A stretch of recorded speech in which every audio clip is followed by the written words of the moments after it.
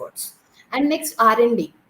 So as I already told you, R&D, it will innovate your products. Suppose if any innovation comes, suppose if you want to make an additional features so that you can give better qualitative product to the customer. So R&D is very very important. So in that from that department only you can get better ideas, better innovative things for your products. So R&D is also very important. And location is also important, which will influence the marketing activities, because the distribution cost as this will indirectly influence the marketing efforts. Because suppose if your company is located very far away, the distribution cost increases.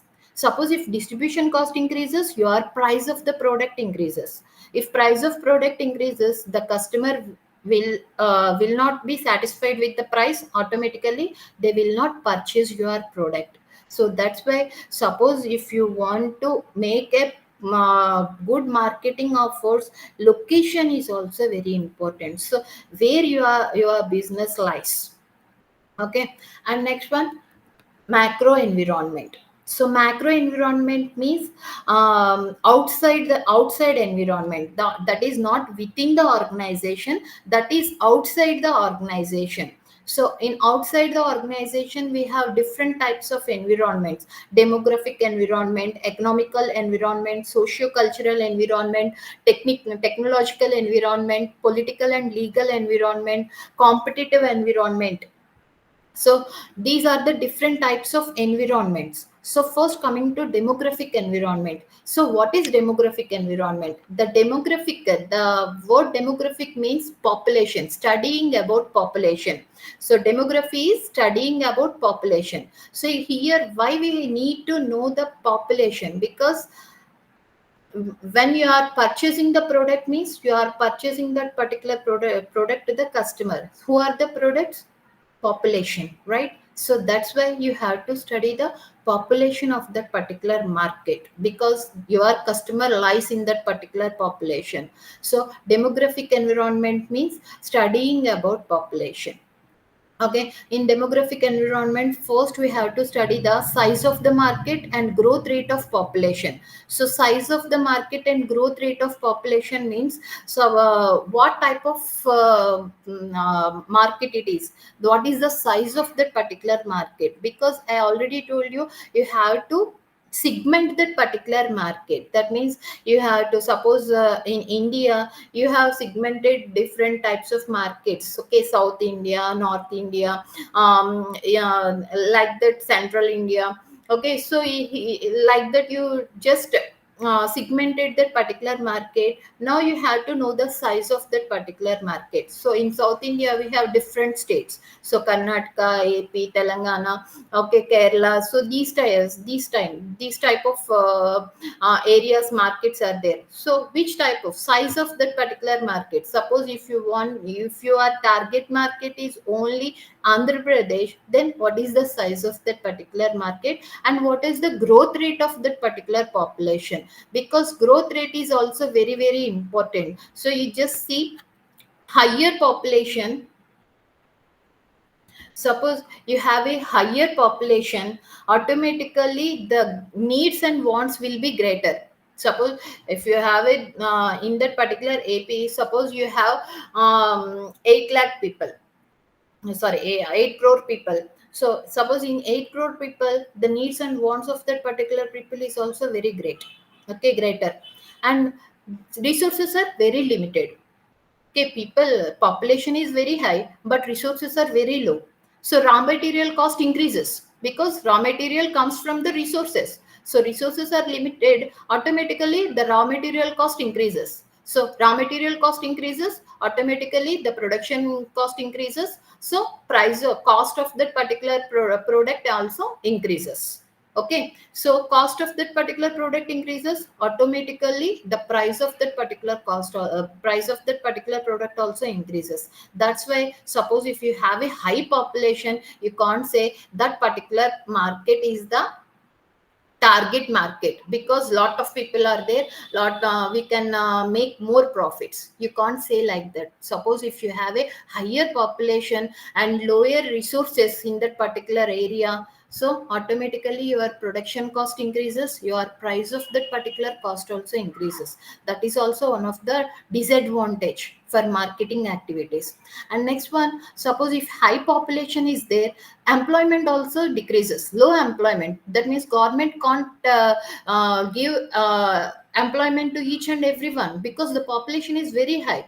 So employment also, less employment, automatically the interest rates also decreases, saving capacity of that particular people also decreases, because per capita income also decreases, the savings of that particular individuals also decreases. Automatically the purchasing power of that particular people also decreases, because they don't have any savings, they don't have employment. So the purchasing power of that particular individuals in that particular population also decreases. Suppose if the purchasing power decreases, so automatically how they will purchase that particular high priced product, because the product production cost increases means we are rising the price of that particular product. So here, because of high population, there is less employment, their savings are very less, and purchasing power is very low. So how they will purchase the high priced products?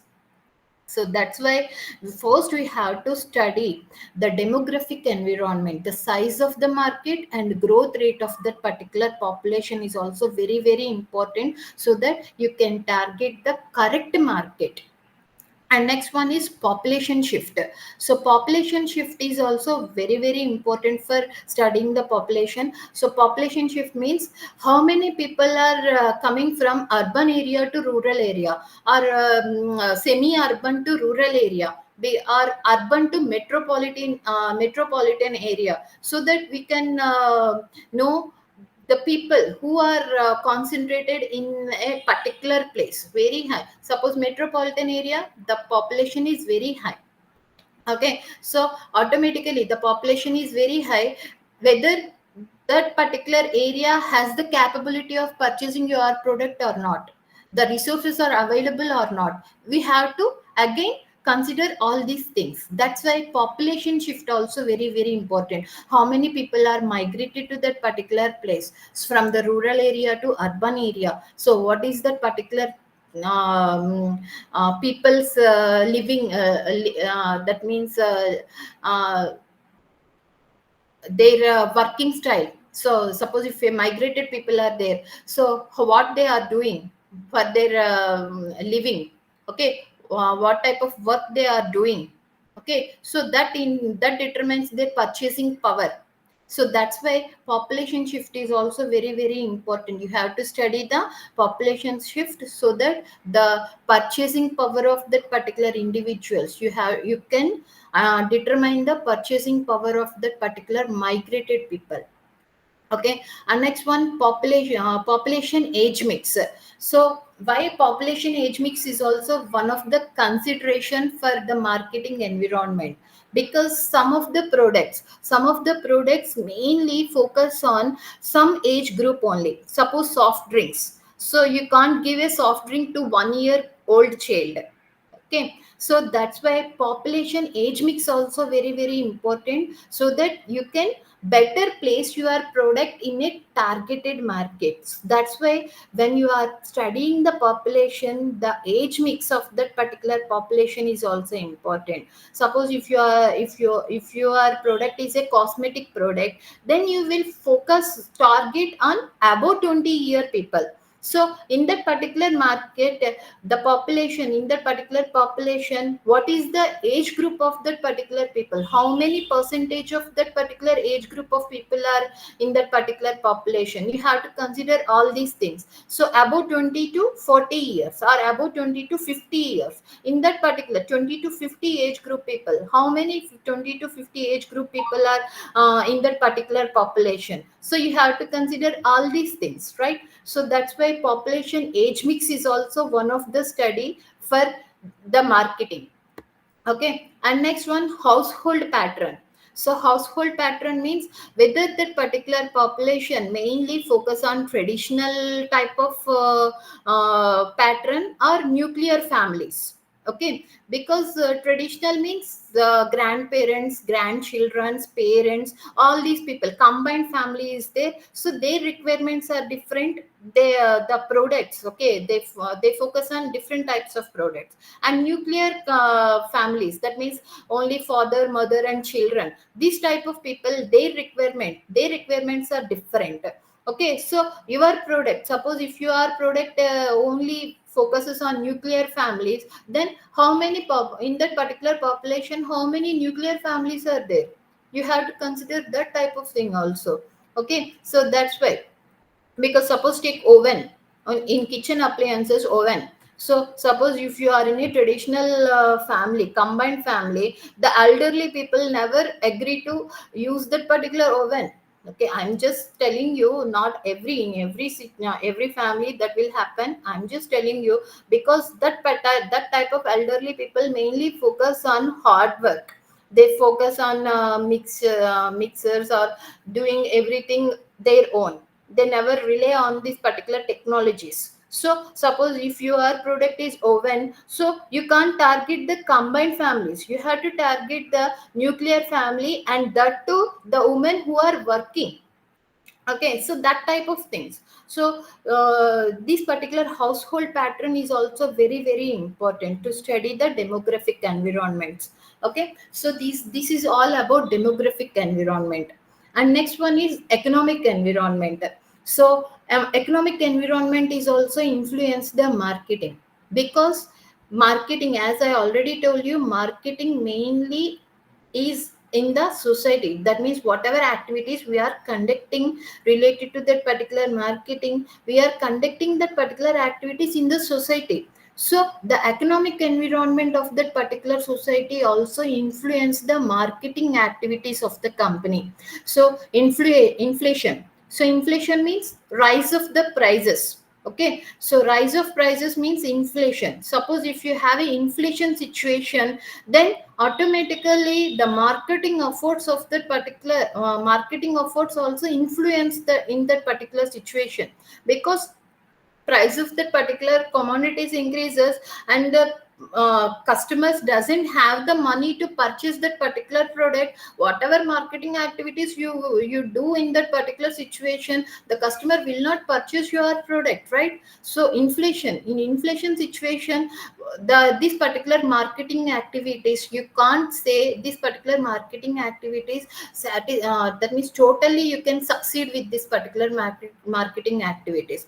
And interest rates. So interest rates also, suppose if you have a high interest rates means, suppose banks have a high interest rates, automatically the money circulation also influence with that particular interest rates. So money circulation, suppose if you have a less money circulation, suppose highest interest rates are there, automatically the money circulation also influence, and the money circulation lessen in the society. Suppose if that particular money circulation is lessened, automatically the customer doesn't have the money in their hands. So automatically it also influence the purchasing of that particular person. Suppose they want to purchase that particular product, but at that moment when they want to purchase that particular product, they don't have the money in their hand, automatically they will drop with that idea, right? So the interest rates also influence the marketing offers. And unemployment.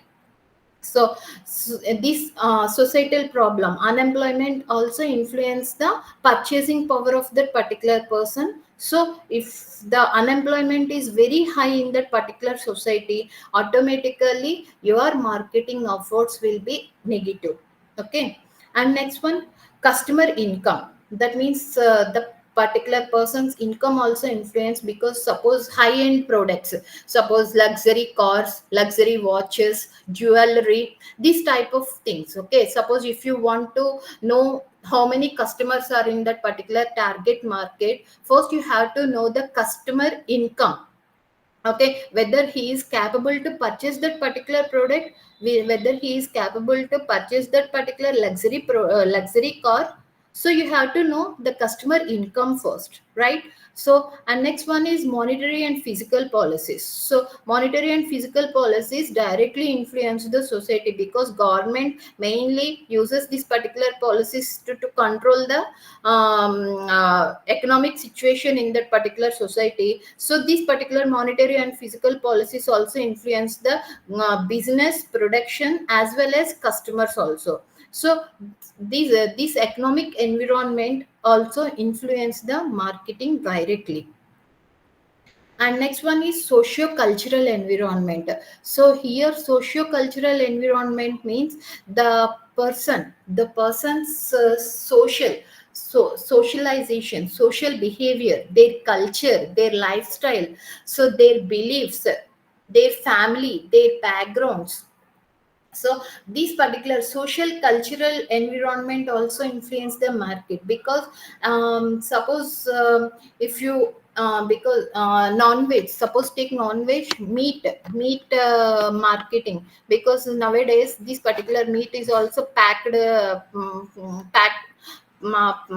means this is also available in packets, right? Fishes and meat also available in packets. Suppose if you want to do the market for that particular product, so the lifestyle, that means the belief of that particular customer is also very important, lifestyle and beliefs. Because suppose that particular person is a veg, not non-veg person, he is a veg person, you can't target that particular person with this particular brand, right? So socio-cultural environment also influence the marketing.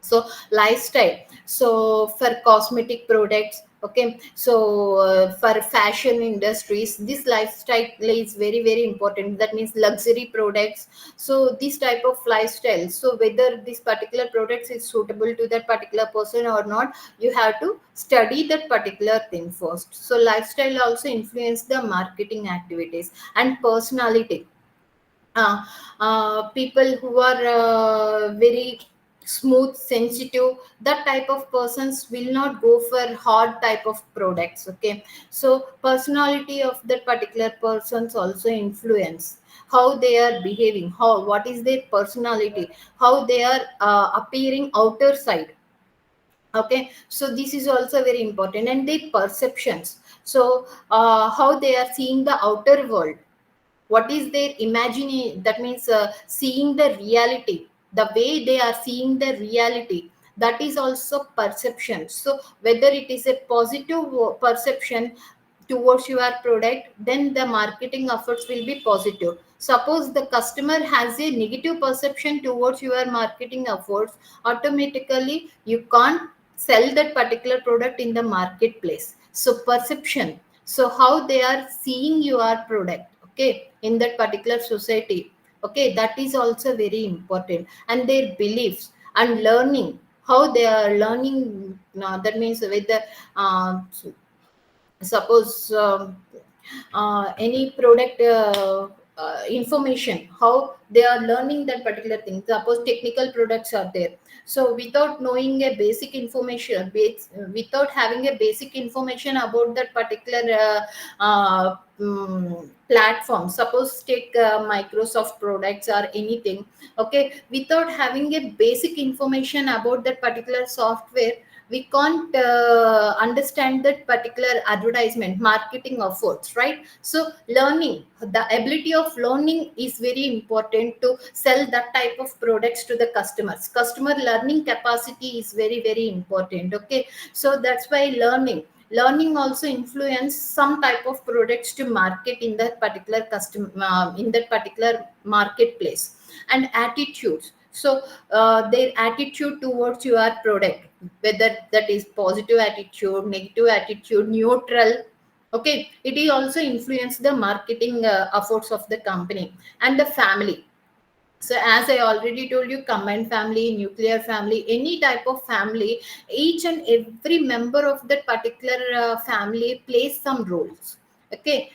That means suppose take father, he is the main person, and he has to pay the amount to that particular product, so he is the decision maker of that particular family. So suppose if you choose a product, okay, and you are under 10 years, so who will pay the amount to that particular product? Your father. Your father has to take the decision of that particular, whether that particular product is purchased or not. So family means every person, every member has to play some role in purchasing that particular product. So when you are studying the family, you have to know the roles of the each member. Suppose you have a sister, she is the influencer. Okay, suppose you want to purchase a product, and you seek the advice from your sister or from your brother. So that's why sisters and brothers are playing a role of influencers. They will influence you to purchase that particular product. And mother, suppose take mother, she is the gatekeeper. That means which type of information they will let go into that particular family, and which type of information has to be blocked. So mothers will take care of all these particular things. What are the activities doing by the children, what type of information they are searching for. Okay, so mother is the gatekeeper. So she will let you know which type of information you have to take into that particular family, or you have to drop that particular information. So that's why family, in family each member is playing different roles while purchasing a particular product. So that's why in marketing activities, while you are studying the family, you have to know this particular thing, who is influencing that particular person. Okay, suppose you are doing the direct marketing. Sorry, you are not doing the direct marketing, you are doing the personal selling. So you are going to door by door. Okay, so here you have to know the each person's role in that particular family. Suppose the person who is interested into your product, and that particular product is influenced by whom, so that you can make a good effort in that particular situation, and you can sell that particular product to that particular customer. So that's why family is also very very important in the marketing environment. And next one, technology environment. So technology, so the product quality, okay, the product innovation, these also influence the marketing efforts. They will lessen the marketing efforts because the customer seek more innovative products to purchase, right? So if you have a great technology, if you have an innovative technology, automatically the product you can convince that particular customer very easily.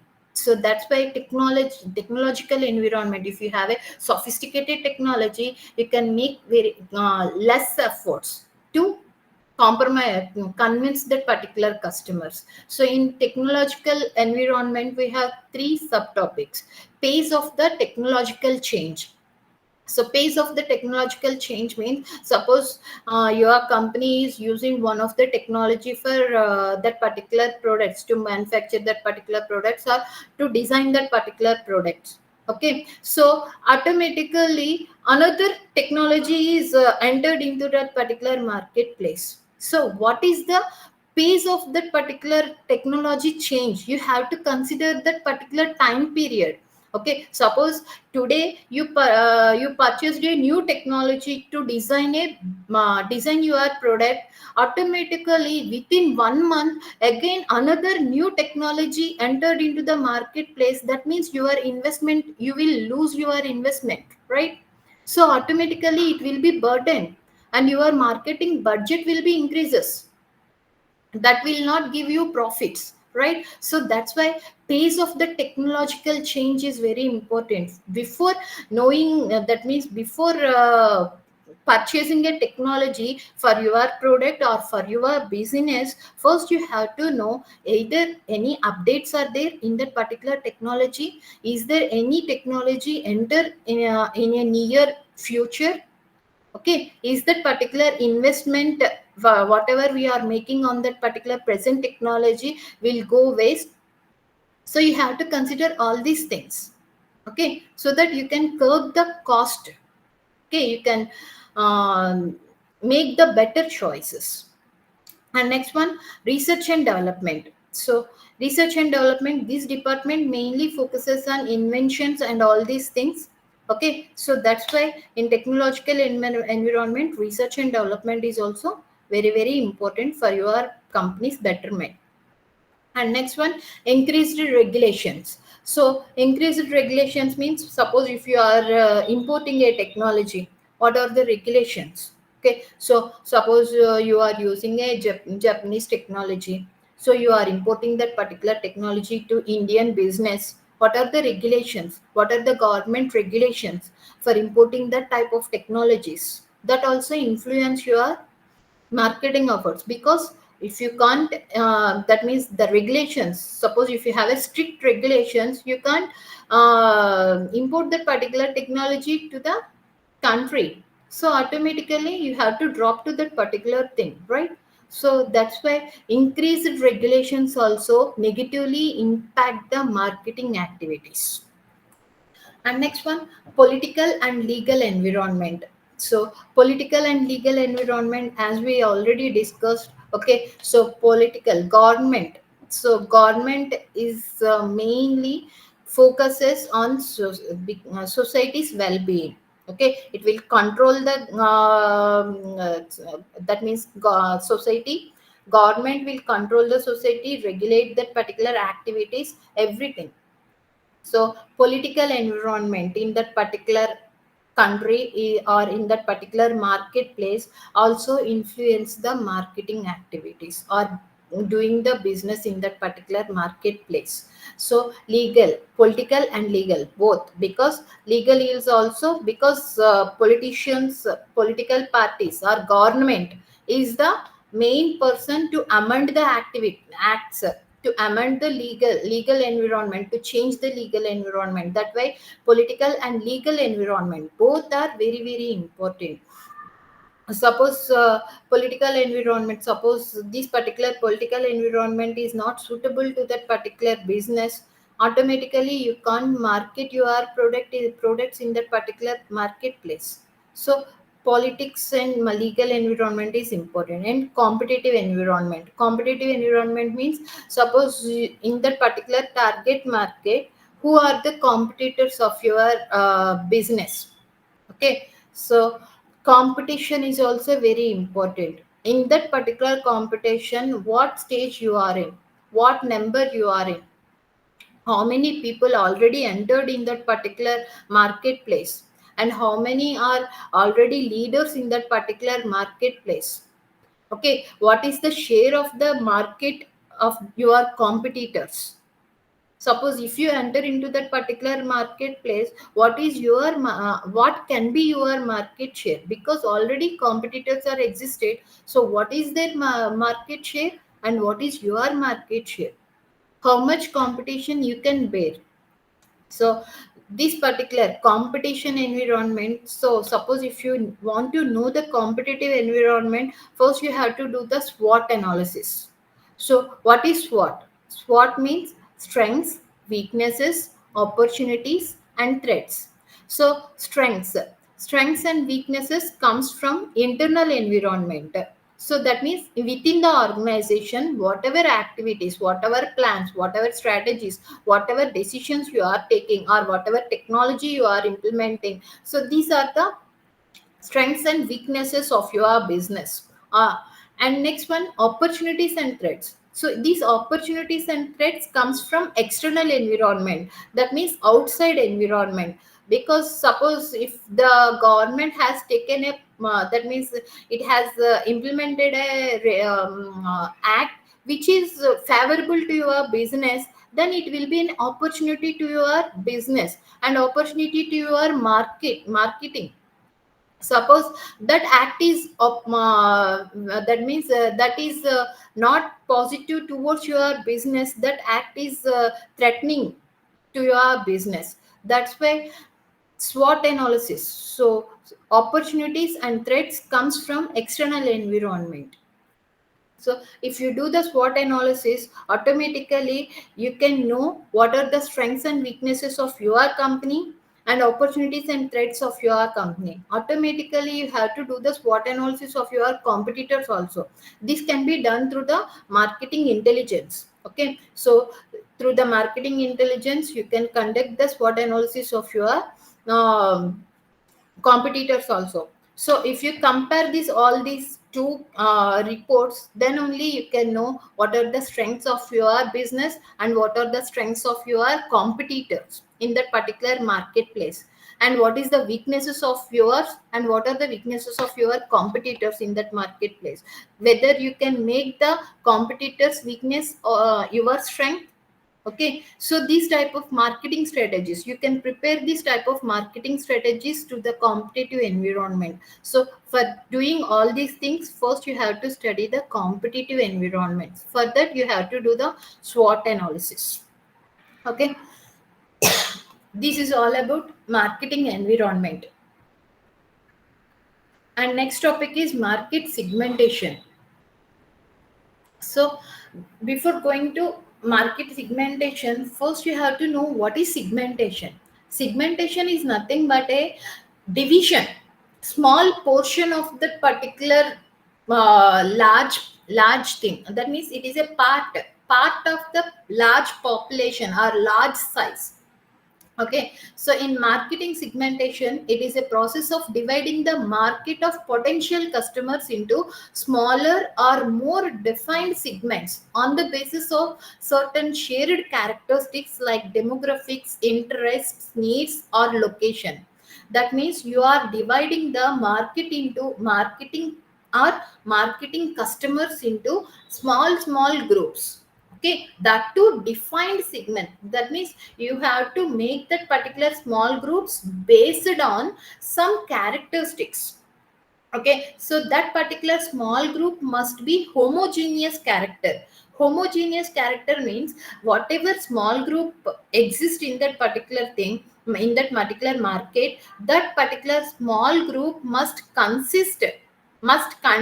a similar characteristic, whether their age is same, or whether their characteristics like their education is same, or whether their income is same, or whether their gender is same.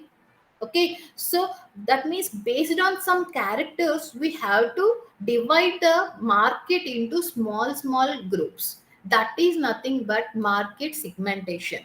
Okay, why we are doing market segmentation? The main objective of segment is right product to the right person. Suppose you have a razor. Okay, so if you want to target a particular market, based on which characteristic we will target that particular market, based on gender. Because razor means only male candidates are purchasing that type of product. So that's why right product to be to the right person. For right product to the right person, first you have to segment based on the similar characteristics of the group. Okay, and process of segmentation, targeting, and positioning. So what is this particular process? First, definition of market, and next identify the alternative basis for segmentation, identify the best basis for segmentation, identify market segmentation. These, okay, first four steps are only segmentation. That means here defining market, identifying the alternative basis for segmentation, identifying the best basis for segmentation, and identifying the market segmentation. These four steps belongs to segmentation. Once you done this particular process, then evaluate and select the target market. So through that particular market, by doing all these steps, you will target a specific market. Once you target the specific market, then develop positioning strategies for target market. So for that particular target market, first you have to position. So positioning your product, you have to consider some strategies. And last one is design the market strategy. So coming to first one, definition of market. So suppose which type of market you want to focus on. Okay, so what is the market? Okay, which type of strategies you want to place. Okay, first you have to define that particular market. Okay, then identify the alternative basis for segmentation. So for basis for segmentation, alternative basis for segmentation, okay, you if you want to segment that particular market, you have two considerations: customer characteristics and consumer response. So, customer characteristics are geographic factors, demographic factors, socio-cultural factors, and psychological factors. And consumer response. In consumer response, user status, usage rate, loyalty, attitude towards products. Based on these particular characteristics, based on this particular basis, you can segment the market. So geographic factors. Geographic factors means mainly based on the place, based on that particular location, you can target the people. Okay, so that is geographic factors. That means suppose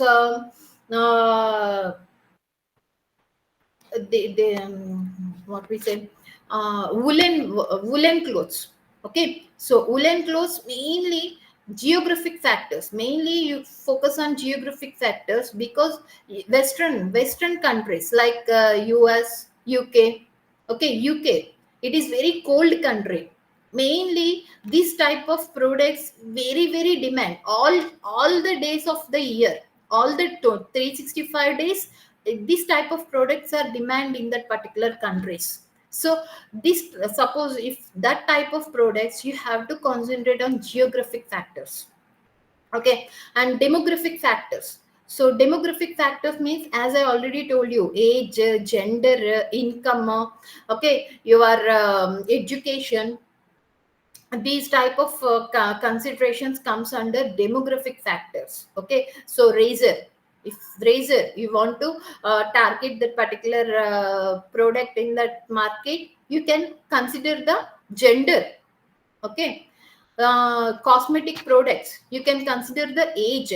Okay, 20 to 50, because for 1 year girl you can't use the makeup kit, right?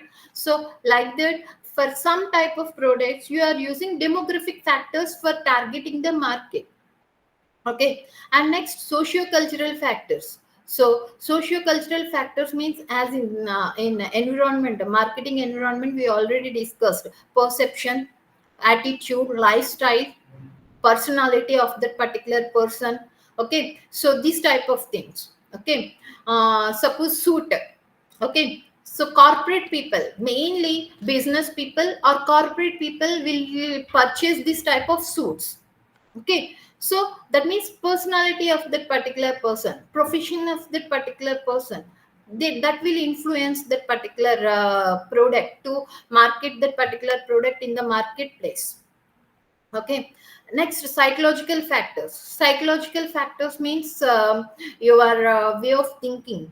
Okay, psychology, your psychology will influence the influence to purchase that particular products. And next, consumer response. So usage status. So user status means whether that particular person is a ex customer or present customer, regular customer, or that particular customer is not non-user. Non-user means a single time he never purchased that particular product. Okay, so non-user, user, ex-user, or heavy user. So this type of thing. So user status. And usage rate. Usage rate means how frequently that particular person is purchasing your product: daily, weekly, monthly, yearly. So how frequently, that is usage rate. And loyalty. Loyalty means how loyal that particular person is, because for a for any product the competitors also exist. Okay, different brands are available. That particular person, how long that particular person is purchasing your product, he is selecting only your brand, not the others. So that is loyalty. So how long that particular person is stick to your brand. And attitude towards your product, as I already told you, that particular person has positive attitude towards your product, automatically you can segment that particular person with the positive attitude. Suppose that particular person has a neutral, that means that particular person has not negative attitude and not positive attitude towards your brand, so that particular person is a neutral. Okay, so based on these particular things also you can segment. Suppose usage rate, as I already told you, usage rate, newspaper we daily purchase that particular newspaper, so daily used products. Okay, suppose you want to target that particular market for your newspaper, how many people are daily purchasing the newspaper, how many people are reading the newspapers. Based on that you can target the people. Okay, so these are the basis for segmentation. So once you define the market, then you have to segment the market. For segmenting the market, you have to choose one of these factors: demographic factors, or usage rate, or loyalty, or socio-cultural, or user status, or you can combine the factors also. For example, as I already told you, cosmetics. Okay, so cosmetics, you can consider the demographic factor, age 20 to 50, as well as you can consider the lifestyle of that particular person also. Socio-cultural factors, in socio-cultural factors lifestyle is also exists, right? So lifestyle, because every person don't use makeup, right? Their lifestyle also very important. So demographic factors as well as socio-cultural factors also in define that particular market elaborately.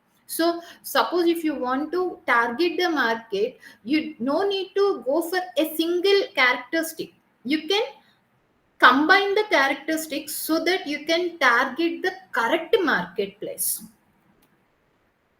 Okay, so in next one. So the second step is identify the alternative basis for segmentation. And next one, identify the best basis for segmentation. As I already told you, for cosmetics, you can select the demographic factors as well as socio-cultural factors, age and lifestyle.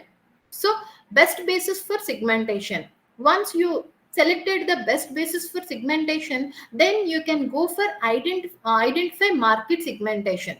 Now you can segment that particular market based on age and lifestyle. Okay, you are segmenting, and then you can evaluate and target the market. So in south india, in that particular south india, suppose in ap, how many people are under 20 to 50? Okay, so you can evaluate and select the target market. And next one, develop the positioning strategy for the target market.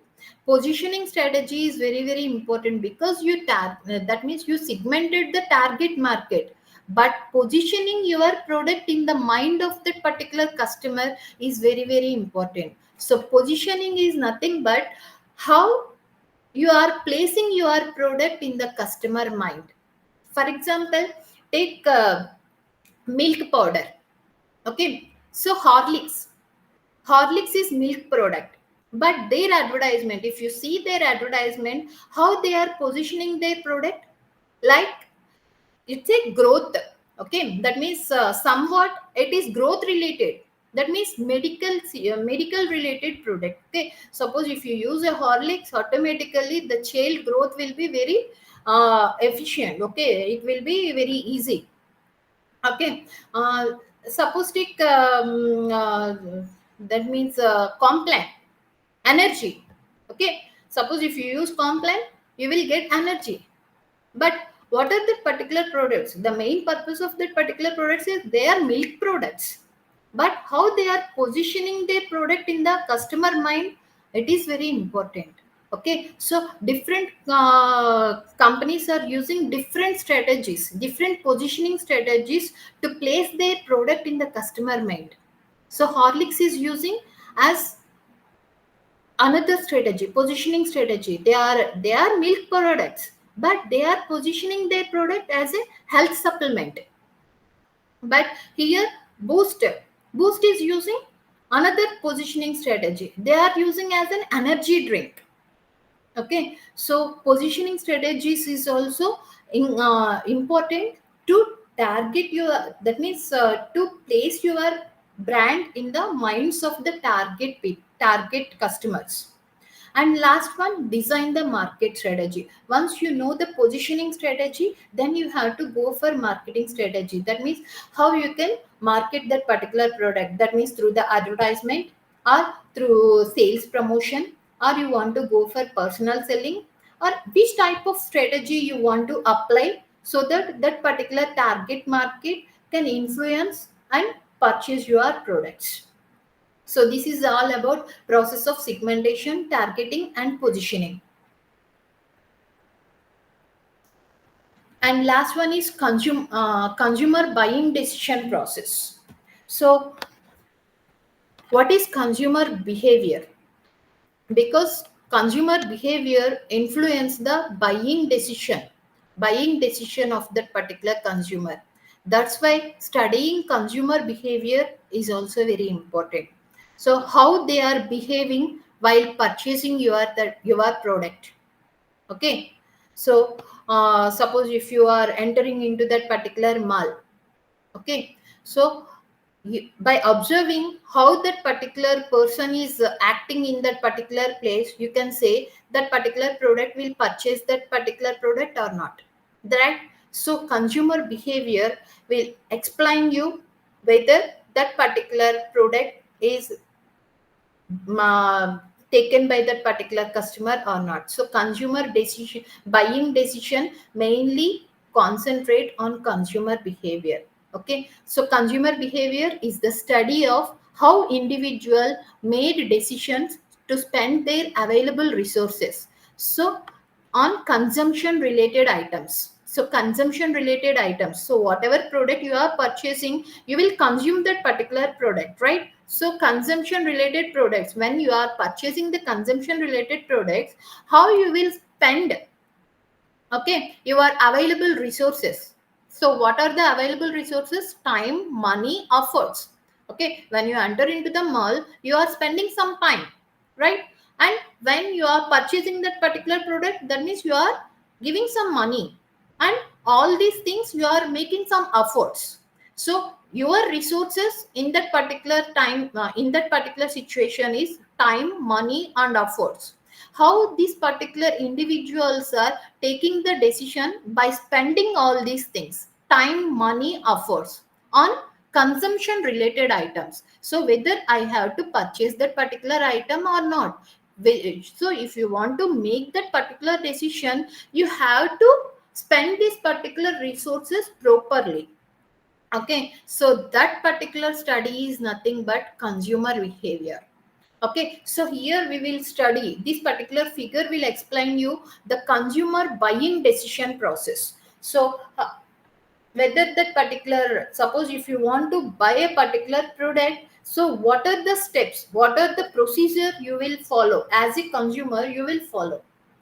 Mainly we have three stages: input, process, and output.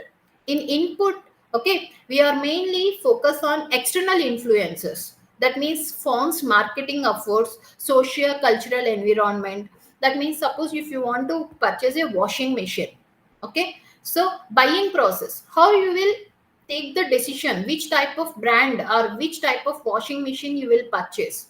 First you have to consider the marketing efforts of the company. That means in advertisement you will see some of the washing machine advertisements. So, and another thing is their publicity, suppose billboards. Okay, so some of the billboards, or suppose your referrals. Okay, so your friends, your neighbors will give some information. So through that you can get some information. These all are external influences. Firm marketing efforts and socio-cultural environment influence you to get some information about that particular product. Okay, once that particular input process is over, then you have to consider the consumer decision making. Okay, so here Okay, I want to take the washing machine. So here in processing, we have three steps: need recognition, pre-purchase search, and evaluation of alternatives. First, you want to purchase a washing machine. First, you have to know the need recognition. So what is the need? Okay, so whether you want to save the time, whether you want to decrease your efforts, okay, on which basis you want to purchase that particular product. Need recognition is very very important. Okay, and next one, pre-purchase search. Once your need recognition is over, okay, I want to save the time. Suppose both spouses are working, then they don't have much time to do the domestic work, right? So their need recognition for purchasing washing machine is time saving. Okay, so for time saving, you want to purchase the washing machine, and now you are doing pre-purchase search. So pre-purchase search means, so before purchasing, you have to get the information. Whatever information you want, you can get the information. That stage is called pre-purchase search. Through the online you can get the information. Okay, so through the search engines or through the e-commerce sites, you can get the information, or from the other people, your colleagues, your friends, you can get the information, or you can directly approach the showroom and you can collect the information also. So in that situation, you can get the whatever information you seek, you can get the information. Once you get the information, pre-purchase search, then you have to evaluate the alternatives. Now you have different plenty of alternatives, because in TV you have seen LG washing machine, and you have your friend suggested another Whirlpool washing machine. Whirlpool is very effective. Okay, so you have different alternatives. Now you have to evaluate the alternatives. Okay, for evaluating alternatives, again you will do the cost benefit analysis. Okay, suppose if I take the LG washing machine, what is the warranty? What are the benefits? How much amount I have to pay? How much benefits I will get? Okay, so based on cost benefit analysis, you will make the alternative. That means you will sort out the alternatives, and finally you will select one of the product. Okay, so for doing all these things, first you have to know the experience. Okay, sometimes suppose washing machine, already you have another washing machine, you want to replace that particular washing machine. Okay, so past experience also influence you. Okay, already you have a LG washing machine, and it is you are satisfied with that particular work. That means with that particular product. And next also you will purchase the LG washing machine because you are experienced. Okay, so that also influence the decision of the consumer. And psychological feel. Okay, psychological feel means, suppose you have an experience, but your father or your mother or your close relative or close friend, okay, whom you can't deny, that particular person said don't go for LG and you just go for Whirlpool, and your psychological field, because here you can't deny that particular person's decision, automatically you will change your decision. So this particular decision process will be influenced by experience of that particular customer or psychological field of that particular person. Okay, that is the second stage process. So consumer decision making, here they will take the decision about that particular product, which type of product they want to purchase. And last one is post decision behavior. That means once you purchase it, that particular product. Okay, so here for purchasing, sometimes we will do trial purchases, or sometimes we will do repeated purchases. As I already told you, suppose if you have a LG washing machine and you are purchasing that particular washing machine second time, that means you are doing repeated purchase. Okay, and trial purchases means, suppose you are not aware about that particular brand, and that particular brand is very new in that particular marketplace, and you just want to try that particular product. And for trial purchases, you are not going for high end products, not washing machines or TVs, all these things. You are just going for durable products, that means toothpaste, okay, shampoo, these type of products we can do trial purchases, right? So a purchase also, we can have trial purchase or repeated purchases, but we will purchase that particular product. Once you purchase that particular product and consume that particular product, you have one decision, that means you will evaluate that particular experience. That is called post purchase evaluation. Once you consume, you will think, okay, this is satisfied, that means it is positive.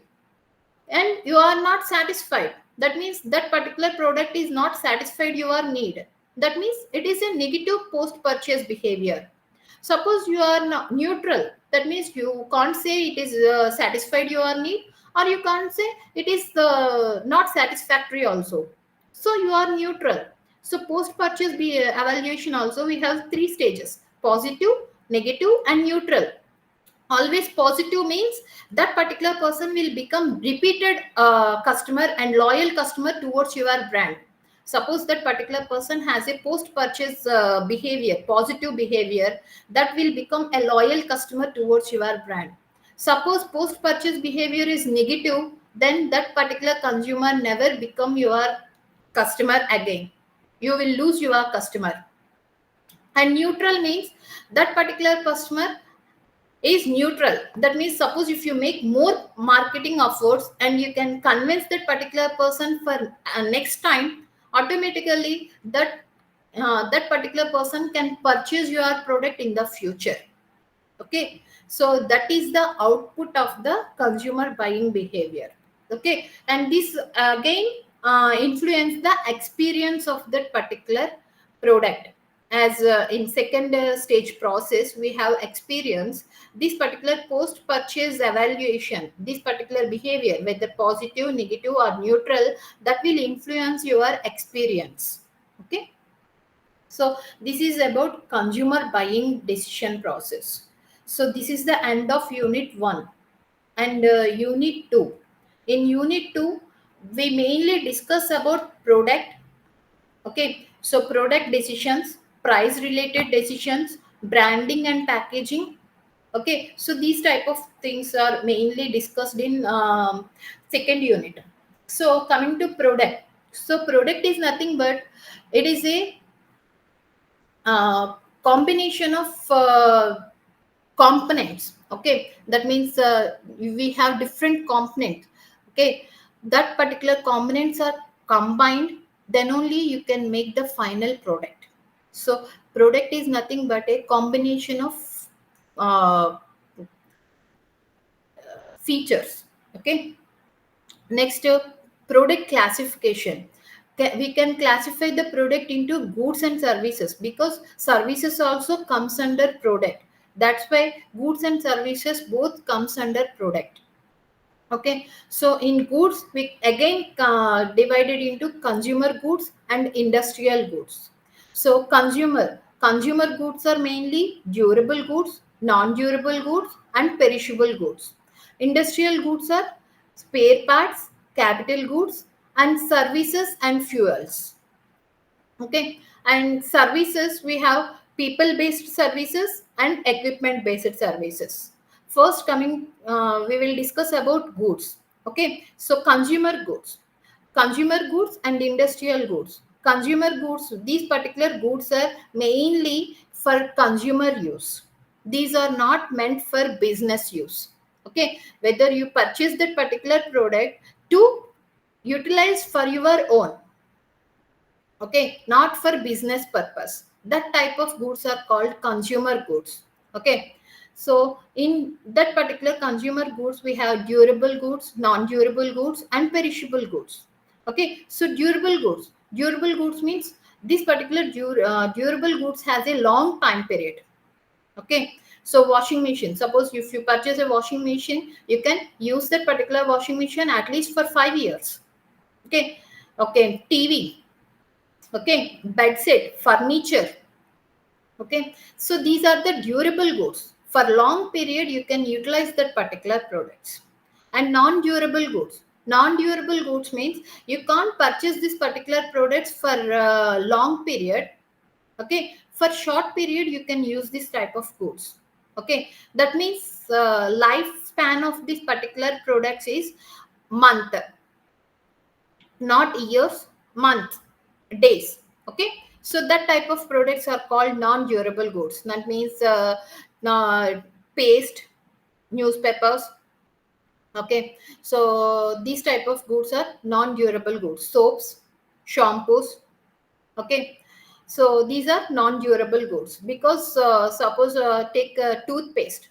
How many days we can use that particular toothpaste? For months only, 2 months or anything. Okay, so you can't use that particular toothpaste for year long. Okay, 2 years or 3 years. We can't use that particular product, right? So that type of goods are non-durable goods, only month span. Okay, and perishable goods. Perishable goods means this particular lifespan of the products are only days. Okay, fruits, dairy products, milk, curd, these type of products, or flowers. These are perishable goods because lifespan of these particular products is only days. Okay, so based on lifespan, these consumer goods are classified into durable goods, non-durable goods, and perishable goods. And next one is industrial goods. So in industrial goods we have spare parts. Here spare parts means we have that means the parts which has to be assembled.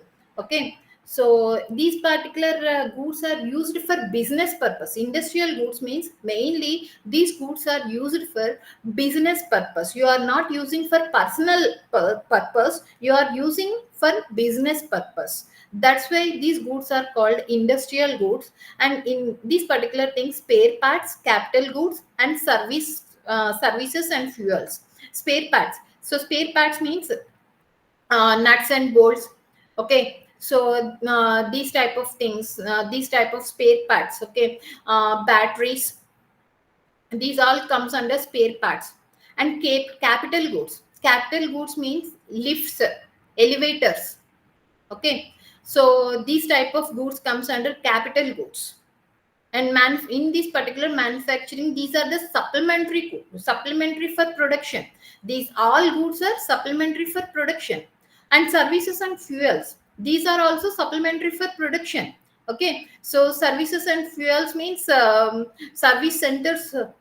Okay, fuels means what, what we say, industrial fuels.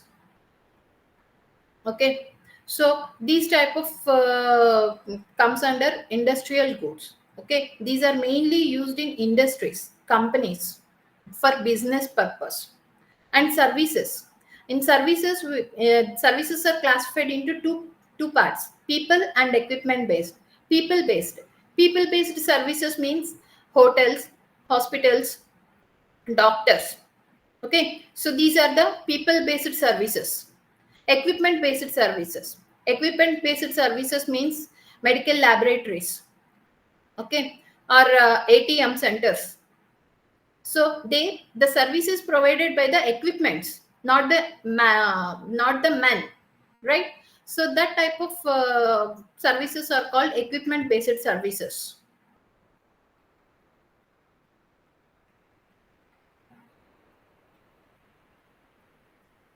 And next one is on the basis of buying decision and shopping habits. So again, the goods are classified based on the shopping habits of the consumers. Okay, so that particular goods are convenience goods, shopping goods, specialty goods, and unsought goods. Okay, so convenience goods. So convenience goods means this type of goods are very convenient to purchase. The consumer never make lot of efforts to purchase this type of goods because they are very habituated with this particular purchases, frequently purchase this type of goods. That type of goods are called convenience goods. Okay, here staple goods means daily used products. Okay, that means milk, curd, newspapers.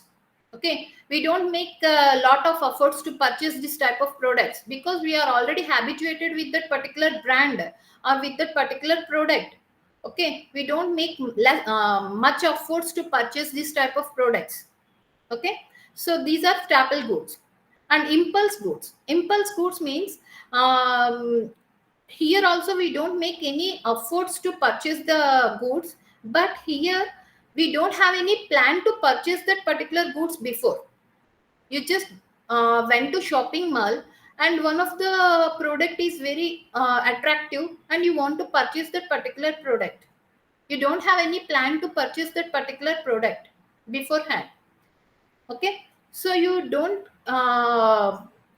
that means you don't afford much efforts to purchase that particular product also, because you just went for time pass and it is very attractive and you want to purchase that particular product.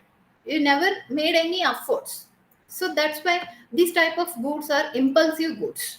Okay, and emergency goods, emergency goods means these type of goods are also convenience goods, because umbrella in rainy season, umbrella. Okay, so because rain is falling in the outside and you don't go for brands, whatever umbrella is there in that particular shop, you will purchase that particular thing. You don't make any efforts, right? You don't see the brand of that particular umbrella, you will purchase immediately because it is an emergency good in that particular situation. So these are the convenience goods. And next one, shopping goods. Here in shopping goods, we make lot of efforts to purchase this type of goods. Okay, so here heterogenic goods and homogeneous goods are there. Okay, so heterogeneous goods. So in heterogeneous goods, here these particular products are not similar in characteristic. Okay, these are shopping goods but you don't have a similarity in that particular brands. Okay, so that type of goods are called heterogeneous. And homogeneous means the brand differentiation is very less. For example, for heterogenic goods, jewelry, okay, take jewelry. You just go to Lalita Jeweler and you just go to another jewelry. You can't see the same design in each showroom, right? So brand differentiation is very high. And homogeneous goods, in homogeneous goods, suppose take LG washing machine, you go to one showroom and you go to another showroom, the same model, there is a same model. Okay, so homogeneous goods and heterogeneous goods. And next one, specialty goods. Here specialty goods are very important type of goods for purchasing, and the customer will make more efforts to purchase this type of goods. They will spend more time because these are very high end products, luxury cars, bikes. Okay, gold, jewelry, okay, watches. Okay, specialty, these are the specialty products. Okay, so that's why customers or people uh, make more efforts to purchase this type of goods. And these are custom made goods also. Okay, as I already told you, in heterogenic goods. Okay, so custom made, and suppose if you go to jewelry shop and you have your own idea, your own thought, you explain the design to that particular customer. Suppose if that particular shop is willing to make that particular design, they will give you that particular design. They will make that particular design for you. Custom ended products, specialty goods are custom made products. Okay, and unsought goods means this type of goods customer never want to purchase this type of goods, but they will purchase this type of goods. Take life insurance. Okay, they don't want to purchase life insurance because life insurance, when you will get that particular money after death, after death only you will get the money for that particular life insurance policy. So who will willing to purchase that particular life insurance products in olden days? No person is willing to purchase that type of products, right? So that type of products are called unsought goods. Here in unsought goods, that particular brands has to make more efforts to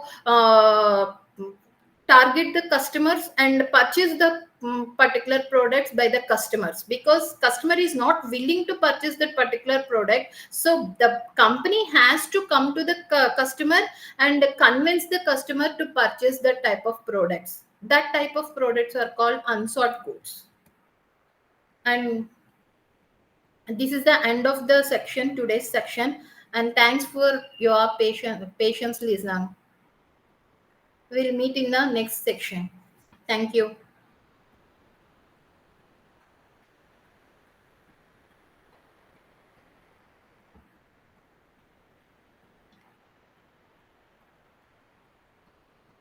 Hello. Hello, sir.